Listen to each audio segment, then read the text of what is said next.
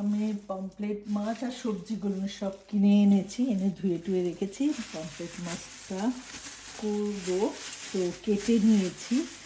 এখন লেবুর রস আর এখানে রসুন, ধনে, জিরে, লঙ্কার গুঁড়ো, হলুদ, সাহা জিরে আর অল্প একটু চাট মশলা রেখেছি। পুরো মাছটাকে খুব ভালো করে মাখাবো, মাখিয়ে তারপরে অনেকক্ষণ রাখবো। আগে লেবুর রস দিয়ে মাখাবো, তারপরে হলো আমি মশলাগুলো দিয়ে মাখাবো। মাখিয়ে হলো লেবুর রস দিয়ে আগে মাখিয়ে নিয়ে তারপরে হলো এই লেবুর রসটা দিলাম, দিয়ে মাখিয়ে নেব।